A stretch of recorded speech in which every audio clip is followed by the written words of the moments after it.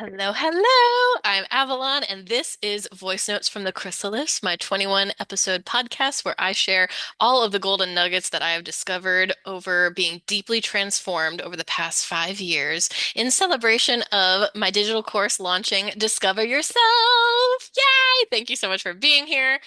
I am so excited to talk about this topic because we are talking about rewriting our limiting beliefs. Tee-hee-hee. So, if you didn't know, our beliefs are usually wired in by around age 6. And I don't know about you, but I wasn't in the healthiest environment when I was 6 years old and before, you know? It was not ideal.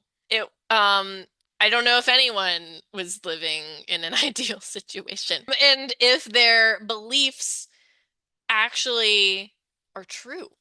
Like our beliefs are shaped by our parents, our socialization, institutions we're a part of, the other people we're around.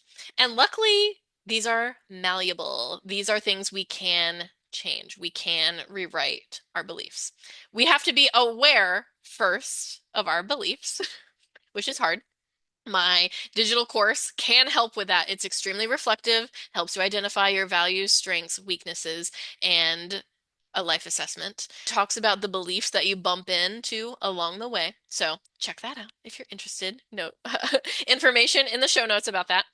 But once you identify a limiting belief, like for me, I grew up really believing that I was unworthy of love, that I was unlovable. And this is probably the most recent limiting belief that I have worked on in the past couple of months. Yeah. Um, I'm sorry, remembering what that was like. Woo! Realizing um, that limiting belief was there was really hard. So all of this goes back to confronting ourselves and being honest and taking radical responsibility. But once we realize that we have a limiting belief, it is so possible to rewrite it. And because again, our brains are supercomputers. And if you can program a computer, you can program your brain and your beliefs. So I have a couple of methods that are my favorites for this. Honestly, I love, love, love, love journaling. I am totally bought into the artist's way. I write morning pages every day, which is brain dumping 3 full pages every single day, every morning, without fail, unless I'm on my deathbed. I'm doing that, and it is so incredibly powerful. So you can rewrite beliefs through journaling, through affirmations, but one of the most powerful, like I think the fastest way to rewrite a limiting belief is to do mirror work, which is standing in front of a mirror by yourself in a safe, quiet environment where you won't be disturbed and looking yourself in the eye and saying, I like whatever is going against that limiting belief. For me, it was I am unlovable. And me looking in the mirror and saying, Avalon, you are lovable. There's still even just a little bit of about that because it's fresh. But making that shift is huge.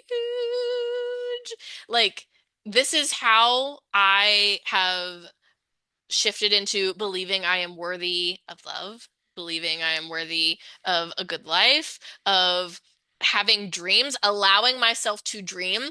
There was something I was working through. Geez, I think it started in 2021.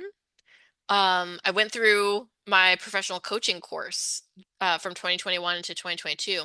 And in that time frame, there was so much we would essentially like learn all about coaching and then like practice on ourselves and also have like supervised like coaching time practicing on my classmates receiving coaching and giving coaching and a lot of that is visioning and visioning is very similar to dreaming and this was around the time when I realized I had achieved my career goals and I could not envision or dream of more. because I didn't believe that I was worthy of more, of a bigger life, a more ambitious life, a more accomplished life, more successful life, whatever. Yeah, I literally had a block around dreaming a different, better life, bigger life for myself. It was like people would ask me like, "What's your dream?" I'm like, "I don't know. I think I've achieved it. I don't, but I don't feel like I'm living in a dream. Like I feel like I still feel that feeling of like, I'm, incomplete. I haven't made it. Like I wasn't in a place where I felt like I could just maintain and coast and be genuinely really happy about it. I'm laughing because like, God, it was such a weird time because I could feel that I wanted more for myself, but that limiting belief of not believing I was worthy for more blocking me.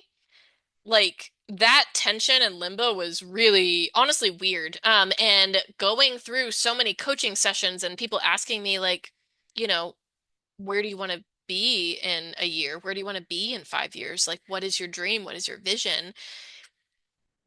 And not and running into that wall over and over and over again. And like they were amazing coaches and we got value out of those sessions one way or another. I realized so much about myself. And but yeah, you when you have these limiting beliefs, like you will literally like run into walls, even though you know you might have these desires for more. Again, talking about divine, that our desires are divine. You might have a desire for more, but that doesn't mean you believe that you are worthy of more, that you deserve more, that you can have more. So favorite ways to rewire limiting beliefs. Journal about it. Have a conversation with yourself about it. Be like, I think I have this limiting belief. I think it's keeping me safe in these ways. I think it's benefiting me. I think there's a part of me that likes this limiting belief. Mm. This is also shadow work. If you're familiar. Um, Journaling about it, having a conversation with yourself, asking yourself like what bad thing happens when I get what I want? What good thing happens when I say stay stuck? What how is this limiting belief protecting me? How is this limiting belief serving me? What parts of me love this limiting belief? Love that. Love that. Ask yourself the questions, answer them. Like, listen, like our brain, oh, this is such a powerful thing. Our brain wants to answer questions. And the trick is answer one question at a time in coaching or in a conversation with yourself, self-coaching. Um, yeah, and ask one question at a time. And if like an answer doesn't come to mind, then that wasn't the right question. Ask a different one. But like don't stack the questions, like even visually only write down one at a time. Yeah, it's very, very powerful.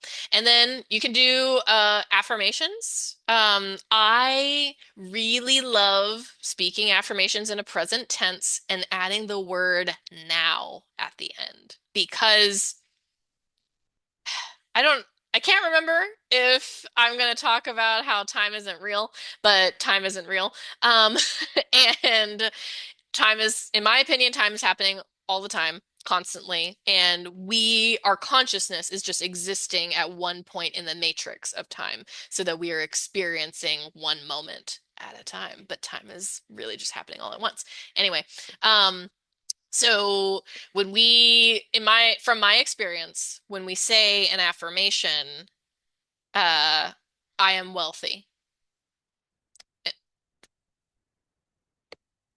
Okay. I probably am wealthy at some point in my timeline, hopefully, but I don't feel like those very simple affirmations actually do anything for rewiring limiting beliefs. Just saying simple affirmations as they are, but I am wealthy now. What happened in your body when I said that? What happens in your body when you say that? um, that starts to bring up the limiting belief. It starts to trigger it. And again, you want to do this when you have time, capacity, resources, you feel safe. Because it like rewiring your limiting beliefs like oftentimes is triggering and you have to unearth things. And depending on what you're going through in life, you want to make sure you have a stable foundation. So, little caveat there. But yeah, add now at the end of your affirmations and see how that feels. And then there's also EFT tapping. I'll be totally honest, I can follow someone else doing EFT tapping. I have never figured out. I've tried lots of like healing modalities. I can't figure it out for myself, to be totally honest. I will follow someone else, and there are tons of videos online guiding you through those processes. It's really hard for me to find one that like where all the statements fully resonate and fully feel applicable to me. But like EFT tapping is extremely powerful. It's essentially like affirmations, story, rewriting a story and a somatic experience. So check that out. EFT, I can't remember what it stands for. But also tapping. Um, and mirror work is my favorite. And yeah, so mirror work, standing in front of a mirror, looking yourself in the eye and saying, I am worthy of love now. I am worthy of love now. Oh, and like looking into your own eyeballs and seeing your own consciousness looking back at you and saying that and believing it. You practice it until you believe it, and then it's true. It's literally like reprogram your brain right there. The other way is requires a safe, deeply trusted friend and or professional, someone else that you trust completely. And yeah, someone who truly has your best interest at heart. Because just because you have a close friend, just because you trust them, unfortunately doesn't mean that they have your best interest at heart. I have learned, unfortunately. So a friend who you trust, who has space and capacity for you to take up space, at least for a period of time. And they have your best interest at heart. They are that friend who will call you out on your bullshit. And you feel safe enough with them for them to call you out on their bullshit. This is a very particular kind of friend. So be discerning and selective. Like, don't do this if you aren't like, hell yes, this is the person I can do this with. Um, but you can also speak your reality into existence with a trusted friend. And for specifically, I mean, this is a manifestation technique that I am in love with, love with, but um, in rewriting your beliefs, you can speak I am I am worthy of love now. I live a life in which I am like fully loved and accepted for who I am. Like you can speak this to them, and in another person hearing this and believing it with you, especially the beliefs that, gosh, like for our friends, we look at them and like, oh yeah, of course you're lovable. God, of course you're worthy. Of course you're deserving. Of course, all of these things. That is so powerful to have that like given to you. Like, and for you to be held in a safe space as you are working through learning to believe it yourself. So I love, love, love those methods and think it's a great way to reprogram our little supercomputer brains. And it works. It just works. I do think this is like weirdly enough, I do think this is harder than becoming like deciding who we want to be and then becoming them. Like I think that takes time, but to be honest, like I did that on accident and this limiting beliefs I had to do this and still do have to do this very, very consciously, very intentionally. It's a practice, and if I drop the practice, you lose the muscle. I have to start again. It doesn't necessarily pick back up where I left off. Not all the time. So, I hope this helped.